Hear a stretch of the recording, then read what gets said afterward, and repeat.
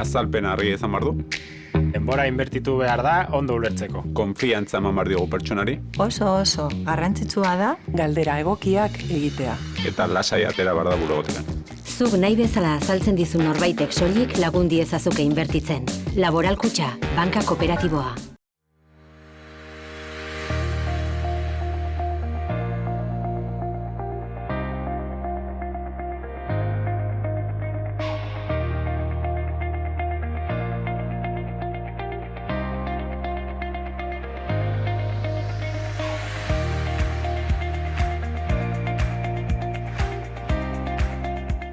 Arratsaldeon eta ongi etorri gaurkoan magazinera.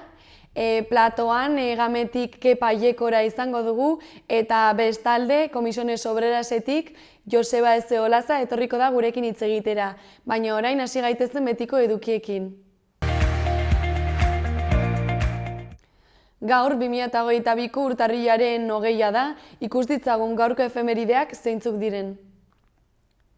Gaur, baina 1920an Federico Fellini italiar zinema zuzendaria eta 2 Oscar bereganatu zituena jaio zen. Urte batzuk beranduago, baina egun berean, 1951an Alpeetan egondako elurrolde batek 250 hildako eragin zituen eta beste milaka pertsona elurrazpian utzi zituen Alemanian, Italian eta Suitzan. Gainera, 1960an Nafarroako Unibertsitatea sortu zen Opus Deik bultzatuta. Bukatzeko, 1983 urtean, Audrey Hepburn belgiar artista eta 1953an Vacaciones en Roma filman egindako lanagatik Oskarra lortu zuena hil zen. Pasa gaitezen orain gaurko albisteen lerroburuak ikustera.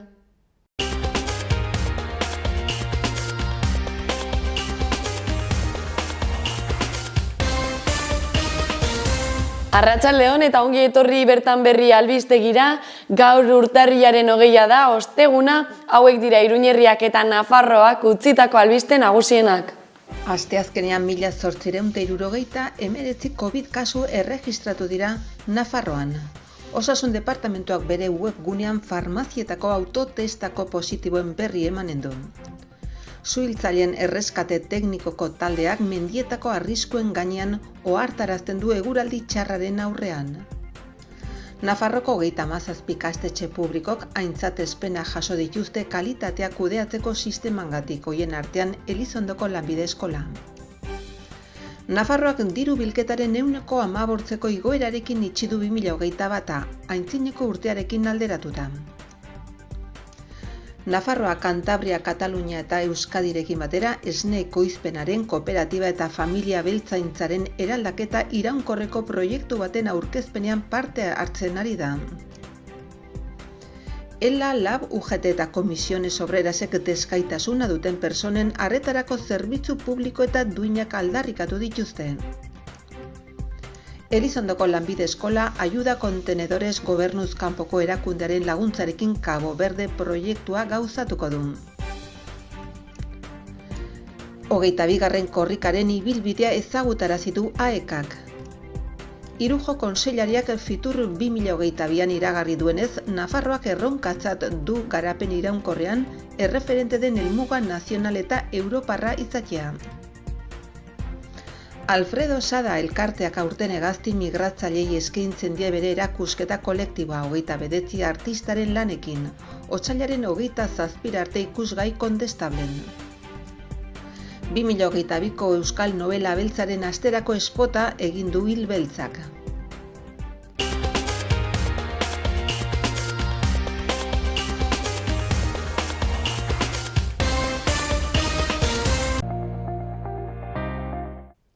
Pasa gaitezen gaurko egunkarien azalak aztertzera.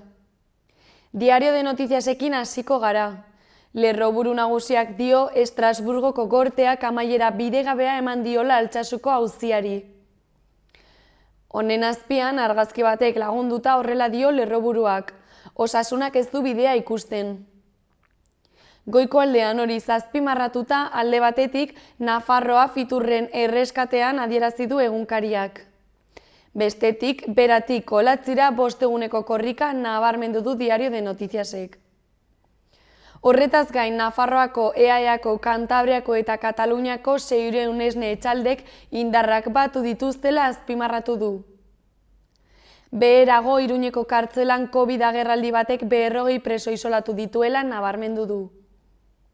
Bestalde, azken urtean 3.152 iritsi arte, Nafarroaren zorra 465 milioi euro jaitsi dela adierazi du egunkariak. Horretaz gain, Diario de Noticiasek nabarmendu du Ramirezek esan duela Maiaren diskurtso xenofoboa kargu politiko bati ez dagokion diskurtsoa dela. Bukatzeko azkeneko lerroburuak dio, 2 atxilotu izan direla Iruñean gazte bati begi bat galtzea kostatu zitzaion erasoagatik.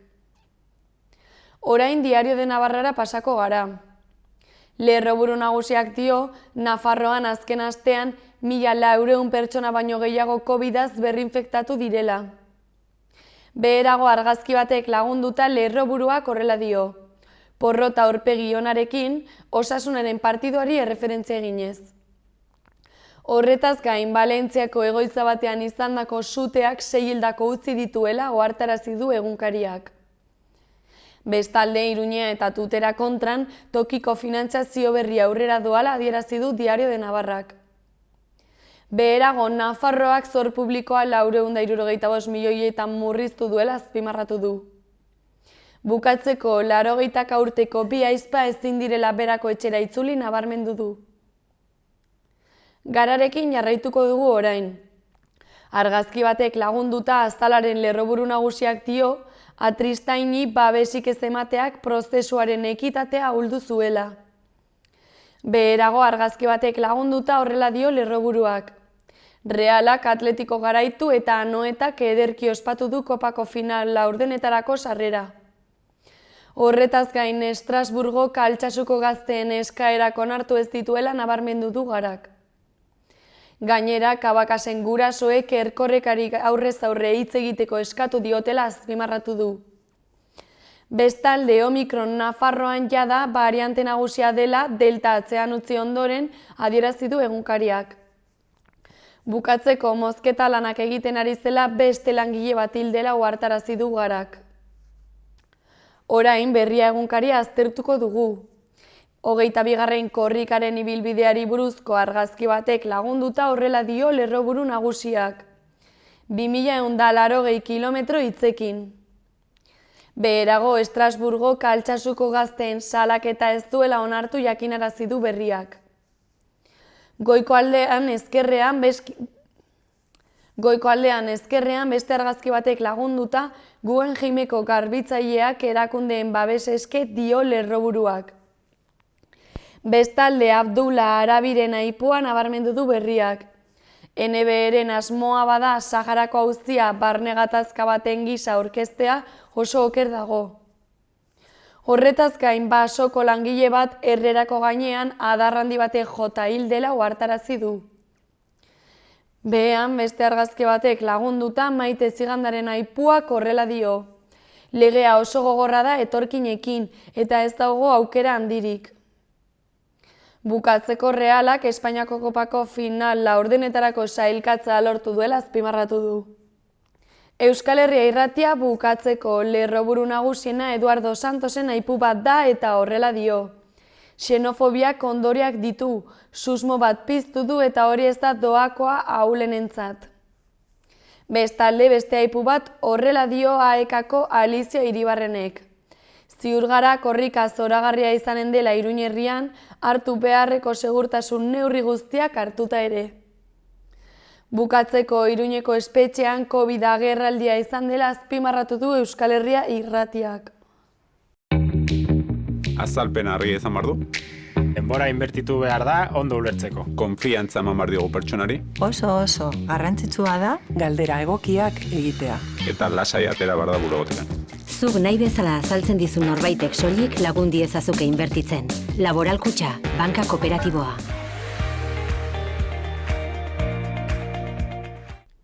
Ikus dezagun orain gaurko eta biharko eguraldiaren iragarpena zein den. Gaur giro hotza izango dugu eta euria egingo du ipar partean. Fronte ahul batek euri pixka bat ekarriko digu bereziki ipar isurialdera. Hegoaldean hodei ugari utziko ditu, baina oso prezipitazio gutxi. Eguerditik aurrera ipar eta ipar-ekialdeko haizea nagusitu eta bizitu egingo da.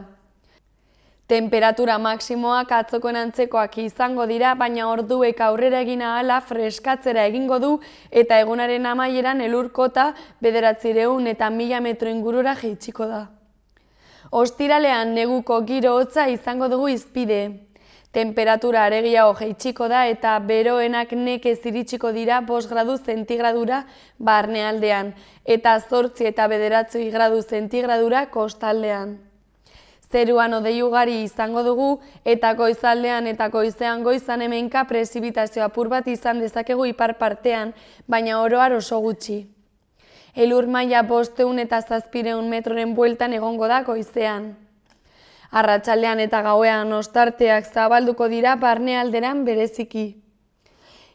Ipar-ekialdeko haize biziak joko du eta ziertzoa ere bizi ibiliko da Ebro ibarrean.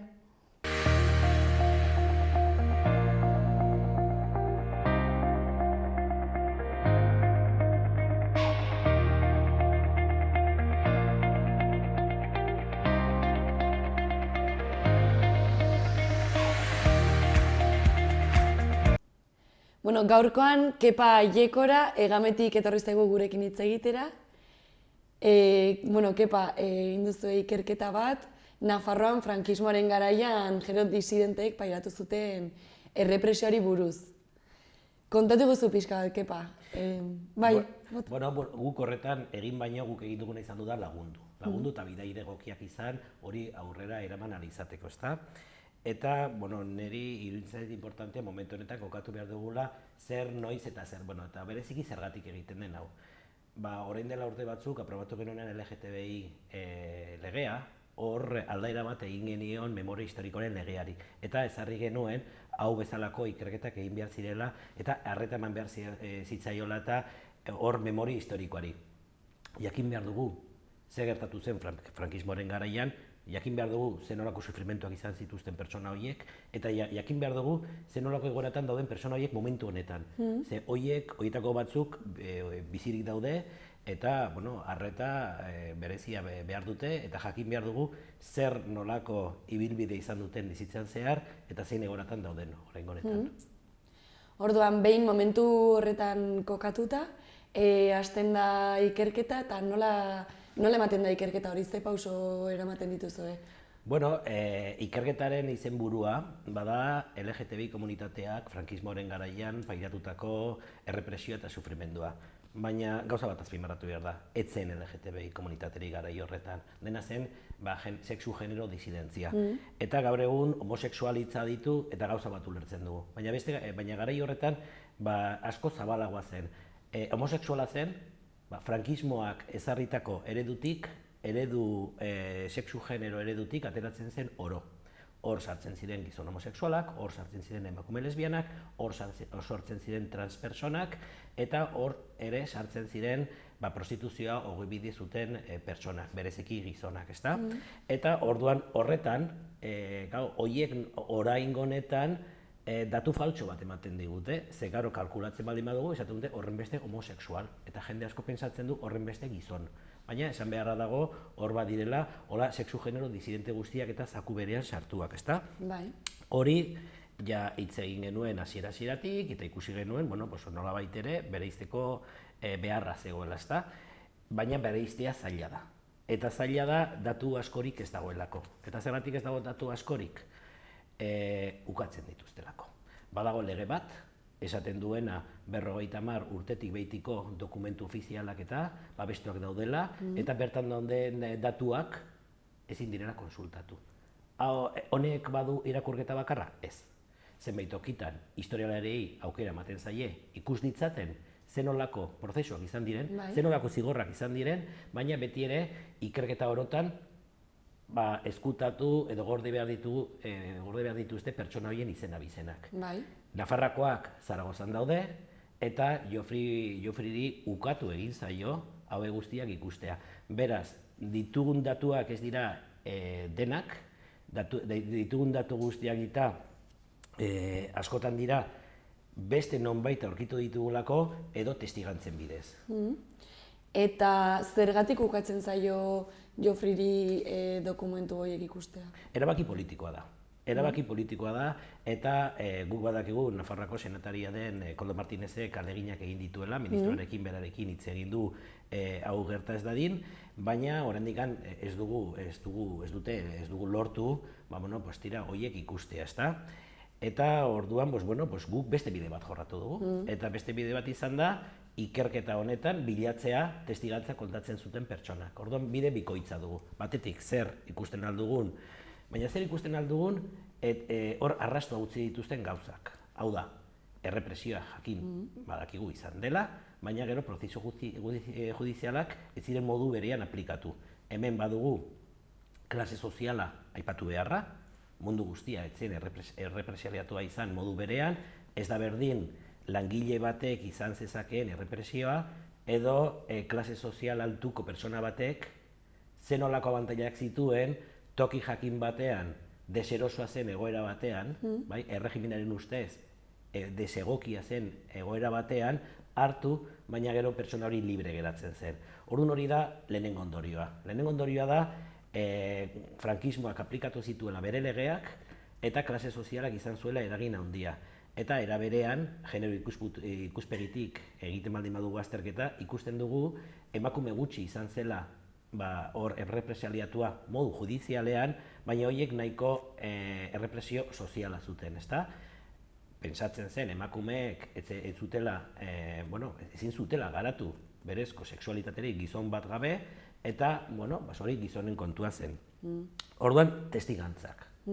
Eta testigantzak eta jasotzeko guk irizpide batzuk ezarri behar genituen.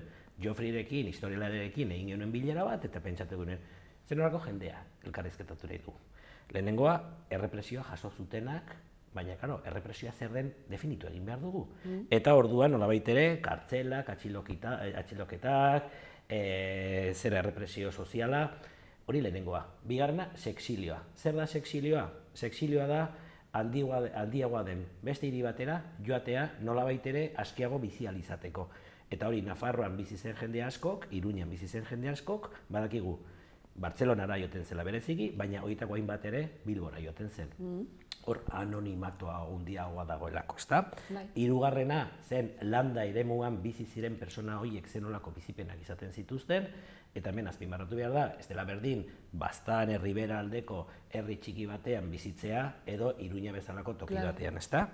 Eta gero, LGTBI eta sexu genero disidenteok ederki ongi ezagutzen dugun kontua, eta da, bizi iraupererako estrategiak. Zenolako bideak, zenolako gauzak egiten genituen, gu nolabait ere errepresaliatuak ez izateko, ezta? Eta bukatzeko, eta bosgarrena, eta zen militantzia. Baina militantzia modu bikoitzean ulertuta. Hau da, militantzia pertsonala, gure inguru hurbilean, guk askotan, gure ikusgaitasunari esker, jendeak bestelako jarrera hartu du gu bezalako jendearekiko, eta militantzia antolatua. Orain, LGTBI taldeak izan badira, baina, 70, 80ko hamarkadan eta frankismoaren garaian ere, baziren talde batzuk, modu batean edo bestean, euren aldarrikapenak egiten zituztenak. Bale. Eta, pixkat hori kontatu diguzu, zertan oinarritzen den, zertan oinarritzen den ikerketa, eta orain nire galdera, testigantzei dagokionez, zuek hasten zarete kontaktu horiek bilatzen ez da, eta zein da elkarrizketatu nahi dituzuen pertson horien erantzuna edo prestutasuna ikerketan parte hartzeko? Behin definituta gero zenolako pertsonak bilatu nahi genituen eta orduan guk pentsatu genuen oso garrantzitsua zela mota guztietako jendea aurkitzea, ezta? Eta egin genuen lehenengo gauza izan zen, 80. hamarkadako lumatza taldea, hor baziren emakume feminista eta lesbianak, haiekin hitz egin, eta pentsatu genuen nolabait ere aurkitu behar genituela gizon homosexualak, trans, lesbianak, ezbitarrak eta hori guztiak, eta orduan hasi ginen hoiekin, hor edatu genuen, gure agendak hartu genituen, eta edatu genuen olako sare bat. Erantzuna. Txalogarria izan zen jende guztiaren dako, trabak izan genituen batetik, lehen hori paipatu dut traba legalak, baina traba pertsonalak ere bai. hor hainbat jenderen gana jo genuenean, beldurra, oraindik ere horren gainean solasteko, hainbatek ez zuen hitz egin nahi izan, ez zituelako barne sentimendu lazgarri horiek berriro azalaratu nahi, ze horiek oraindik ere mingarriak dira, eta orduan esaten ziguten zertarako hitz egin, zertarako kontatu garaioetako sufrimendu guztiak.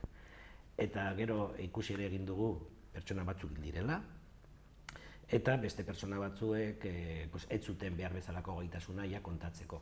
Burua, hemen kontuan hartu behar dugu, errepresaliatuak izan ziren pertsona horien adina hor dagoela, eta azkar egin beharreko kontua zen, eta horiei guztiei, Geoffrey ez zuten ezagutzen, Geoffrey Ward, izen kanpotarra duen pertsona batek elkarrizketatu behar duela, Nafarroako gobernuak bidalita, eta horiei guztiei guk eskaini genien, gu izatea haiekin batera elkarrizketa egin bitartean. Bik alaxe esan zuten baietz, nahiago zutela gu izatea, baina garbi genuen, eta hori hor eskertu behar da, duda izperik gabe, Geoffrey Wardek izan zuen sentiberetasuna jendea elkarrizketa duen momentuan, momentu mingarriak dira, eta orduan eskertu egin behar zaio Geoffrey berari egindako lana, baina eskertu ere egin behar zaio jendeari bere barne kontu horiek gurekin konpartitzeagatik. Bai.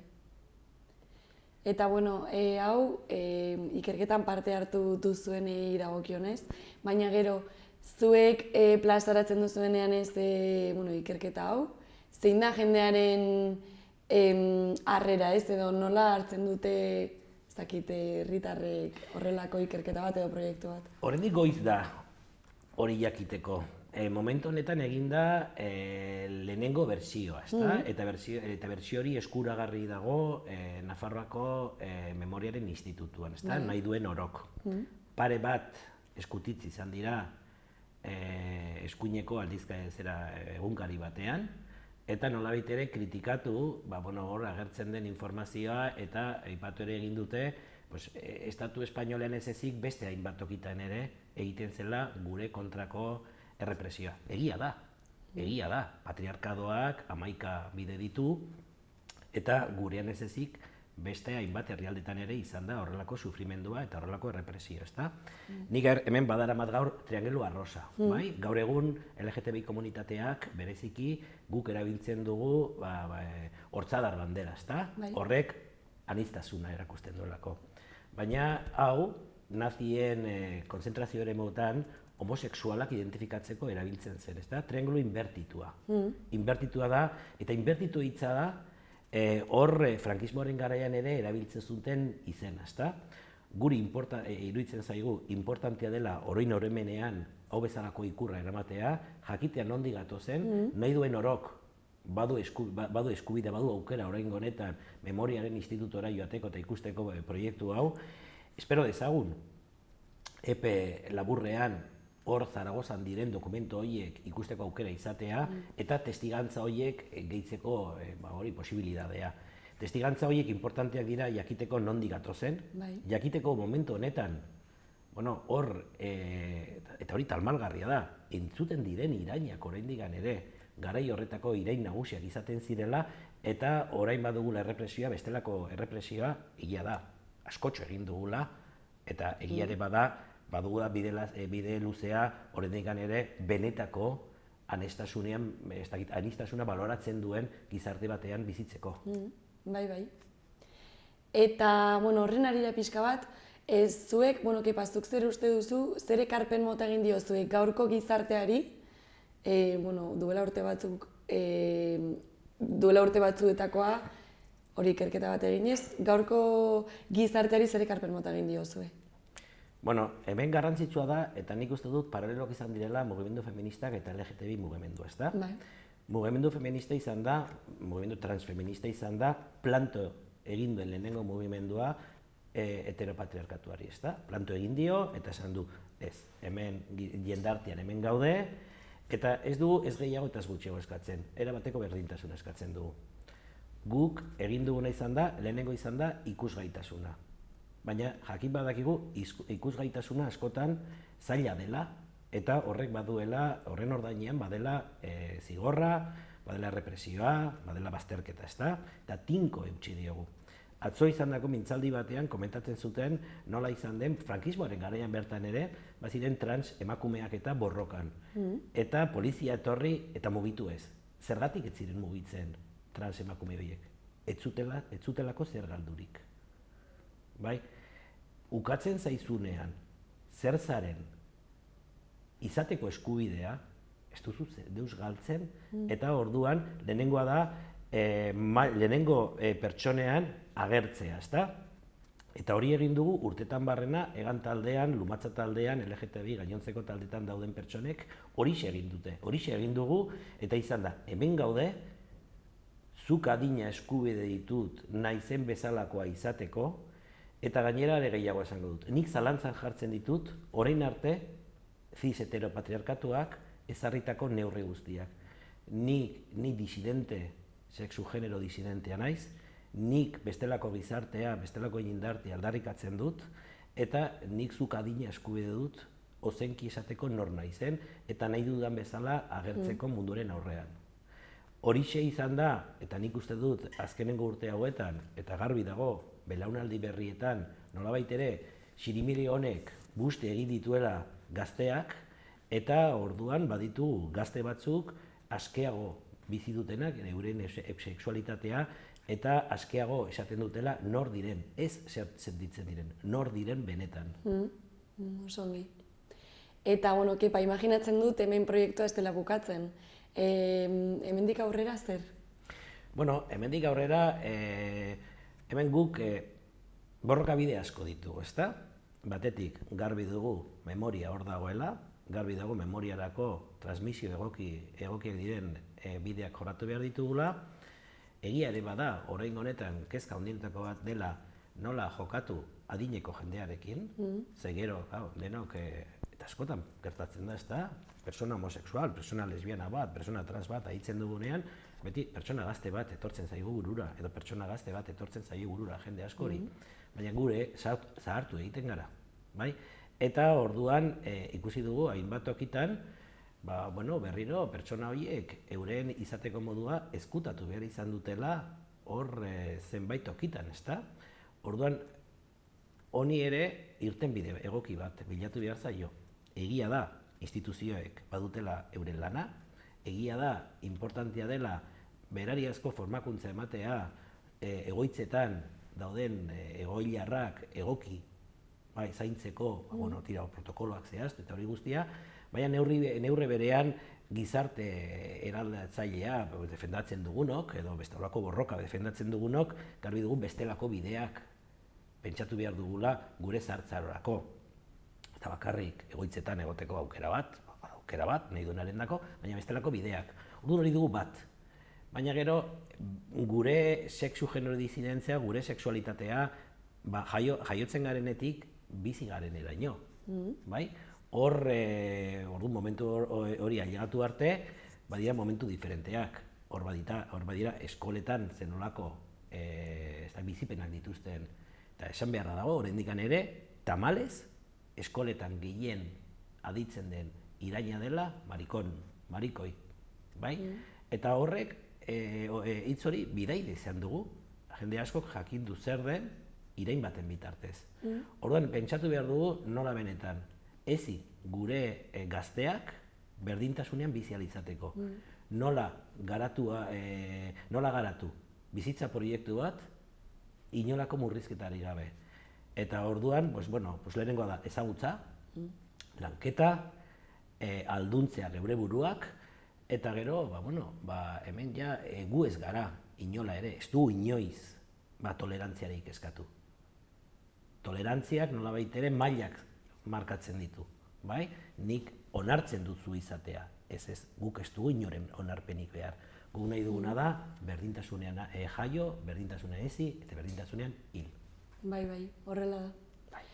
Kepa, bukatzeko, hori elkarrizketa bukatzeko, zeo zer gehitu nahi baldin baduzu, orain zure aukera berri ere? Bai, nik uste dut importantea dela momentu hau. Importantea da ikusten dugulako berriro ere badirela maila politikoan oso baztertzaileak diren diskursoak, eta ultraeskuinak zabaldu ditu horrelakoak, baina eskuinak erosi egin ditu. Eta ezker jakin batek ere ez du behar bezalako ausardia horre egiteko. Nik uste dut tolerantzia zero horrelako diskursoei, nik uste dut mobilizatu egin behar dugula horrelako diskurso bat agertzen den bakoitzean, eta nik uste dut denon erantzukizuna dela honen alde agertzea. Lehenago nik aipatu dut LGTBI legea. LGTBI legea egin zenean, helburua ez zen soilik LGTBI pertsonak babestea. Horren helburua da, denok gizarte hau osatzen dugun guztiok, askatasunean bizi ahal izatea eta gure sexu genero adierazpen guztiak adierazteko aukera izatea. Izan edo ez izan LGTBI pertsonak. Eta hori sinetsi, defendatu eta aldarrikatu egin behar dugu denok. Oso ongi. Bueno, Kepa, ordan eskerrik asko, hemen bukatzen dugu elkarrizketa. Oso interesgarria izan da, kontatu diguzun guztia. Ordan eskerrik asko benetan etortzagatik. Zuei.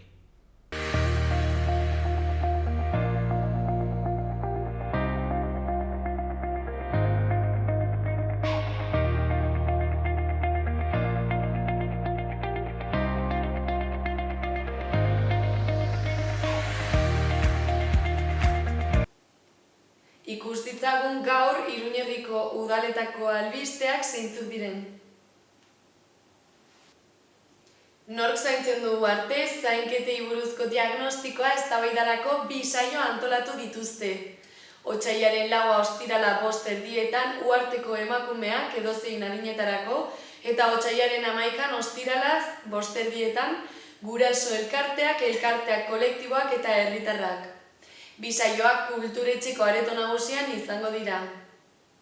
Gainera, Uharte eta Tarrabiak geuretik sortuak proiektuan parte hartzen ari dira. Udalbiltzak antolatutako lehen kultur egitasmoa da geuretik sortuak. Bidelagun, Euskal Herri osoko 37 udal eta herriko etxe izango ditu, eta proiektu honek euskal kultura Euskal Herriko bazterretara eramatea du helburu, sormen egonaldien eta bertatik sortzen diren obrekin egingo den edapen zirkuitu baten bitartez, euskaratik ekoizpen artistiko eta kulturala sustatzeko. Iruñean, Iruñeko udalak guztira 630.000 euro bideratuko ditu gizarte larrialdiko egoeran dauden pertsona eta familientzako urteko deialdira. Laguntza horiek ostatu gastuak, gas eta elektrizitate hornidurak, nutrizio eta beste oinarrizko behar batzuk ordaintzeko balio dute.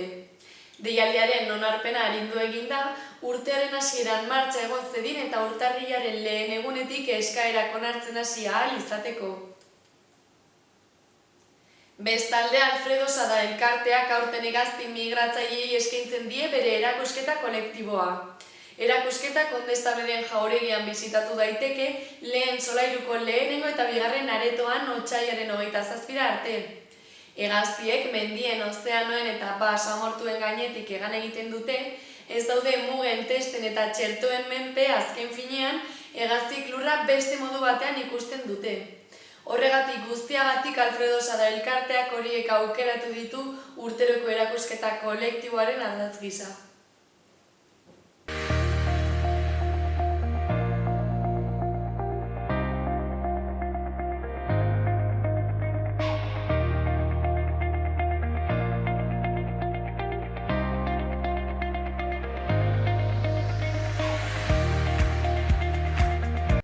Bueno, orain, Komisiones Obrerasetik Joseba Elze Olaza etorri da, gurekin hitz egitera. Kaixo, egunon, zer moduz? Egunon, oso ongi. Bueno, Joseba, atera duzue txosten bat, Nafarroan hainbat mendekotasun zentroetan eta adinekoen egoitzetan, aipatu hori putre funtsak erabili direla kudeatzeko. Orduan, konta guztu pixka jarri testuinguruan nola sortzen da ideia hau ez edo txosten hau? Bueno, putre funtsen papera gaurko gizarte honetan nahiko arriskutsua da.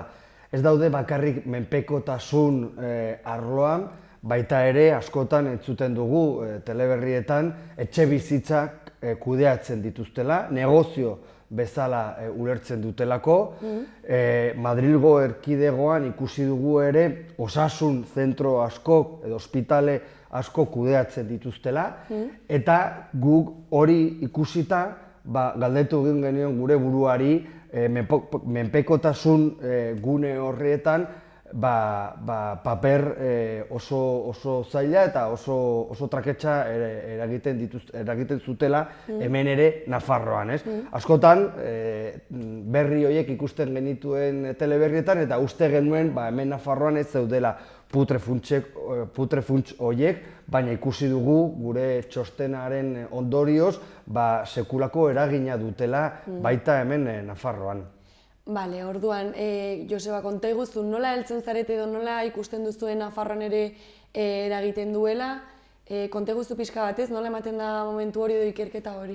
Bueno, bi eremu daude. Alde batetik, zahar-etxeetan dituzten residentziak kudeatzen ari direla jada, eta bestetik desgaitasuna edo menpekotasuna sail edo gune horietan dauden beste zentro batzuk, bai? Guzti horietan badaude bi talde nagusi, Domus Bi eta Sarkoa Vitae. Biok talde berberako enpresa baten semeak dira.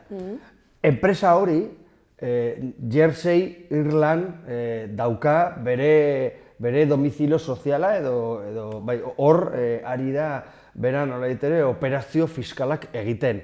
Eta hemen Nafarroan 7 zahar-etxe eta menpekotasun zentro dituzte. Ez dira gutxi. Kontutan hartuz, Nafarroan osotan 76 zahar-etxe daudela. Orduan, ja, 8 ari dira beraiek kudeatzen. Arazoa ez da bakarrik kudeatzen dituztela. Arazoa batez ere da etekinak hartzen ari dituztela. Eta guk Komisiones Obresetik uste dugu eskubide sozialak edo oinarrizko eskubide hauek nola ditere negoziotik kanpo egon behar direla. Logika horretatik kanpo egon behar direla. Zergatik? Ematen den atentzioa eta egiten den lan kalitatean eragina daukala.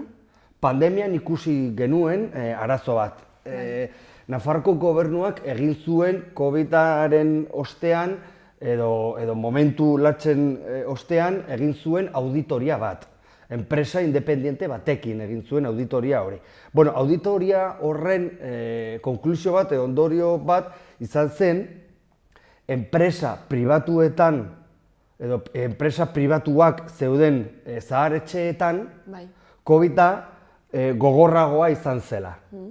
Hori izan zen auditoria horren ondorioa.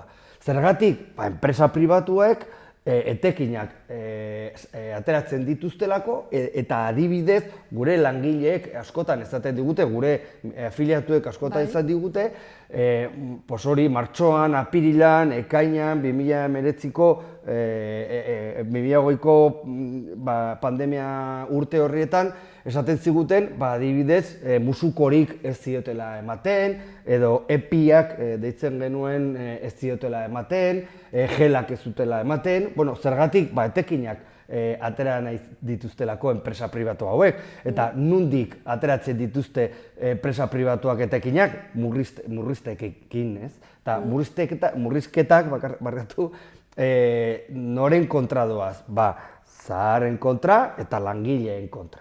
Hori da guk txostenan botatzen genuen oihua edo arrisku hori azpimarratzen genuen. Eta zeintzuk parte hartu duzue, lehenik eta binari, zeintzuk parte hartu duzue txosten honetan? Ni naiz Komisiones Obrerasen txostenen arduraduna, baina guk ere talde oso handia daukagu.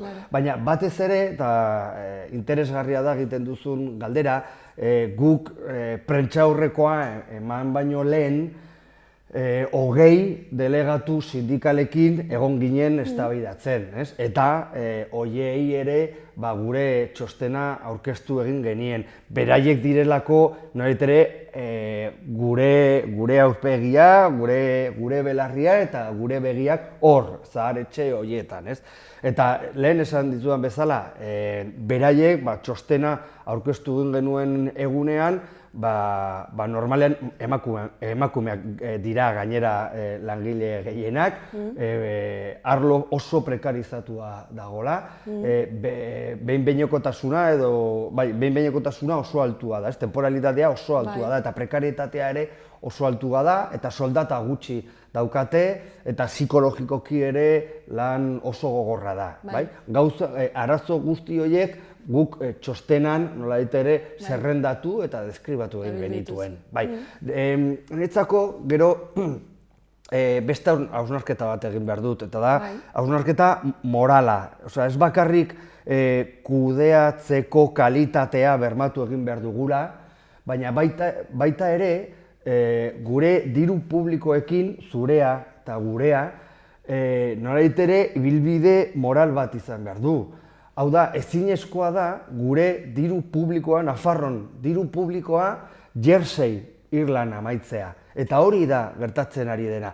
Egiten diren kontzertuen bidetik, edo egiten ari diren itun pribatuekin, gure dirua, Nafarroan gobernua, Nafarroen dirua, han amaitzen da, espekuladoreen sakeletan amaitzen da. Eta hori, kritika moral bat da, ez? Askotan esaten dugu, nolait ere, hirugarren munduarekin elkartasuna zabaldu egin behar dugu, pobreziaren aurka egin behar dugula, etxe bizitzaren inguruan hori ere eskubide horiek bermatu egin behar ditugula, eskubide sozialak ere bermatu eta indartu behar ditugula. Hori oso garrantzitsua da, baina behar bada, garrantzitsuagoa da, putrefuntze horiek ez ematea diru laguntza gehiagorik, eta hori da guk eskatzen genuen, ez? Zaharetxe eta menpekotasun gune horiek publifikatzea, eta hori posiblea da. Adibidez, bitxikeri bat kontatu behar dut. Txostena publikatu egin genuen egunean, udal alkate batek deitu egin zigun. Eta esan zigun, behitu Joseba, gu ari gara gure udal bilkuretan publifikazioaren aldeko eztabaidak egiten. Eta zuen txostena gure erabakia nolait ere askartu egin behar du. Alkate horrek arduraz jokatu zuen eta deitu zigun eta gainera esan zigun, datu gehiago baldin badituzu, bidali mesez, eta bidali nien. Eta beraiek ari dira hori egiten, eta hori lantzen. Eta orduan, txostena eragin hori izan baldin badu, ongi etorria txostena, bai? Uste dut oso ongi azaldu duzula, bizkat zer biltzen duzuen txosten horretan, eta orain epatu duzunaren arira, justo hori galdetu behar nizun, udaletxe alkate horretaz gain, zuek ateratzen duzu txosten hori eta ze inpaktu hauka ez, edo jendearen arreda, edo ze eragina zer antzun? Behitut zera ari da gertatzen. Alde batetik, nik uste dut gizartearen gehiengo batek gure alde dagoela eta txostenaren arrazoia eta txostenaren aldarrikapenak aldarrikapenen alde dagoela. Baina gertatu da, ni 5 urte daramatzat txosten hauek egiten. Genero arrakalari buruz, pentsioi buruz, etxe bizitzari buruz. Eta kasu honetan, ez da inoiz gertatu, kasu honetan gertatu dena. Enpresa pribatuak asko haserretu direla. Eta 3 deitu didate epaitegietara jo behar dutela mehatxatuz. Eta nik pentsatu dut, nola jokatzen duten boteretsuek, ez? Nola jokatzen duten boteretsuek. Ez zait, 5 urteetan inoiz hau gertatu. Enpresa pribatuak gure egoitzara deitu eta horrelako mehatxuak egitea. Hori da ere txostena baliogarria dela. Enpresa pribatu edo putrefunts hauei horrelako eragina sortu baldin badie, lehen esan duen bezala, ongi etorria txostena, ez? Baina nik uste dut, behitu, hor dauden zaharrek, hor dauden menpekotasuna daukatenek, eta hor dauden senitarteko guzti horiek, eta hor dauden langile horiek badakite, zer nolako egoeratan daude gure adinekoek eta zer nolako egoera laboralak ematen diren, ez? Orain, adibidez, justo aste honetan, aste artean, sindikatu guztiok, eta bakizu zer nona, oso zaila dela hau, baina UGT, LAF, ELA eta Komisioen Obrerasek elkarretaratze bat egin genuen aste artean, putre funtsen aurka. Sindikatu guztiak, amankomunezko elkarretaratze bat egin genuen aldarri batekin. Putre funtseak menpekotasunaren arlotik edo gunetik kanpo izan behar direla. Orduan, eragina izan du, alde batetik, hori, aurpegi txar hori, boteretsuek duten aurpegi txar horretik, baina bestetik, aste artean, sindikatu guztiok elkarretaratzea egin genuen, eta hori nik uste dut oso ona dela, ez. Orduan hori, printzipioz, esango zenuke orokorrean babesa jaso duzuela, ez da? Bai. Beitu, kontutan hartu behar dugu, Nafarroan 6.000 adintsuek daudela zahar etxeetan, kopuru oso handia. Eta kontutan hartu behar dugu, gure txostenan agertzen zen bezala, hemendik 15 urteetara, 34 zahar etxe berri behar ditugula. Nolait ere, zahartze prozesua gora egin behar duelako. 65 urtekoek, 65 urte edo gehiago dutenen kopurua gora egin behar duelako. Orduan, hori kalkulatu eginda. Hemendik 15 urteetara, 34 zahar etxe berri behar ditugula. Gu planteatzen diogu Nafarroako gobernuari. Horri buruz, gure modeloari buruz, zahar etxeen modeloari buruz, eztabaidatu egin behar dugu. Zergatik, hurrengo 4 zahar etxe berriek putre funtsekoak direlako. Paulesen egin behar da zahar etxe handi bat, putre funtse bat dago horren atzean. Beste zahar etxe bat egin behar da uste dut Sarrigurenen, ere bai putre funtse bat dago. Orduan, gure eredua, gure modeloa ezin da hori izan.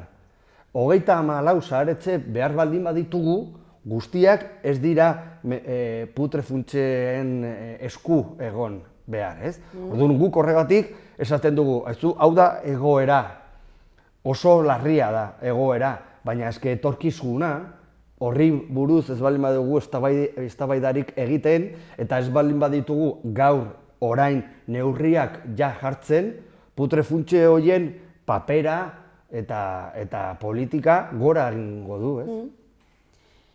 Joseba, zuk aipatu duzu orain etorkizunarena, ekintzena, baina zein izango da zuen erantzuna orain, edo, zuk aipatu duzuna, hemendik aurrera beste adineko egoitzak sortuko dira, eta bar, zein izango da talde bezala, edo sindikatu bezala, Komisiones Obrerasen papera orain, hemendik aurrera, edo zer ingo duzu txostenarekin, egorarekin? Beitu, atera bidea oso erraza da Nafarroan. Hemen, eta gainera aintzindariak izan ginen, kontratu foru lege bat daukagu, kontratos publikos deritzona. Kontratu lege horretan, bada artikulu bat, klausula soziales deritzona. Eta hortan, klausula sozial horiek neurtzen dira, nolabait ere, administrazio publikoak, enpresa pribatuarekin egiten dituen kontratuekin, nolabait ere, neurtzen da klausula sozial horiek. Klausula sozial horiek adibidez neurtzen dituzte, emakume eta gizonen arteko ezberdintasuna edo genero arrakalak, neurtzen dituzte adibidez kontratatzen den kafea, Nafarroako gobernua kontratatzen duen kafeak adibidez, neurtzen da, hor aurrek ez lan egitea, edo Kooperazione al Desarrolloko ONG horiek lan egitea, hori neurtzen da. Guk eskatzen duguna da, zahar-etxeetan ere klausula sozial horiek neurtzea. Oso erraza da Nafarroan egiten baldin badugu hori, ez? Eta Nafarroako gobernuari eskatu diogu boluntade politikoa ere adieraztea. Guk esaten dugu, publifikatu egin behar direla zahar-etxe horiek, kudeaketa publikoa izan behar dela, edo ezin baldin bada publiko osoa izan behar dela hori klausula sozial horien menpe, ez? Orduan hori da aterabidea, udal horrek edo alkate horrek esan zidan, guk publifikatu egin behar dugu. Hori da irtenbidea, orain, ja dauden zahar-etxeak hobetzeko eta etorkizunean etorri behar direnak ere kudeaketa publikoa izan behar da. Nik uste argi dagoela, zer da zuek salatzen duzuena eta zer aldarrikatzen duzuen ere bai, baina administrazio publikotik zein izan da erantzuna edo hori zein erantzun jaso? Nahiko kaskarra izan da eskubide sozialen sailak eman zigun erantzuna. Beraiek esaten zuten, beraiek ez dutela nolaitere negoziorik egiten edo ez dietela kudeaketa putre funtsei ematen, baizik eta enpresa pribatu bati. Guk txostena egiteko, nolaitere sokatik tira egin diogu. Adibidez, enpresa batek zahar-etxe bat kudeatzeko aurkezten denean, konkurtso horretara aurkezten denean, ez du esaten ni putre funtse bat naiz. Enpresa txiki edo beste izenekin agertzen da. Adibidez, hemen Nafarroan Domus Bi izenarekin. Baina Domus Biren atzean nor dago? ICG taldea. Zer da ICG taldea? Talde enpresarial ikaragarria, Chicagon daukate hor noraitere gune ekonomikoa eta Jersey Irland. Orduan, sailak ezaten zigun, gu bakarrik Domus Birekin egiten dugu kudeak eta baina nor dago Domus Biren atzean, ICQ taldea. Orduan, niri gaizki iruditzen zait erantzun hori. Esan dizudan bezala, hemen Nafarroan eta gainera intzindareak izan ginen lege bat daukagu eta lege hori modu militante batekin noretere aplikatzen baldin badugu, putre funtsak kanporatu ahal izango dugu. Oso ongi. Joseba, bukatzeko ja elkarrizketa, zeo zer gehiago gehitu nahi baldin baduzu orain zure txanda? Guk Komisiones Obrerasen txosten hauek egiten ditugun bakoitzean, beti esaten dugu gauza bat, gure zenbaki, gure estadistika eta gure grafikoaren atzean langileak daudela. Gizon emakumeak hor daudela, beraiek familia dituztela eta sekulako prekarietatea jasaten dutela. Eta batzutan ere beldurra jaso izan dute, kudeaketa horiek nahiko agresiboak direlako. Orduan hori ere kontuan hartu behar dugu, guk txostenak egiten ditugunean, aldarrikapenak egiten ditugunean, senitartekoak eta langileak daudela eta zaharrek ere edo menpekotasuna daukatenek ere hor daudela. Zera, humanizatu egin behar ditugula txosten hauek eta hori nik uste dut oso garrantzitsua dela eta hori azpimarratu nahiko nuke. Oso ongi. Eskerrik asko etortzagatik, Joseba, eta kontatu guztuen informazio guztiaren gatik ere, bai? Zuei beti bezala. Eskerrik asko, gero arte.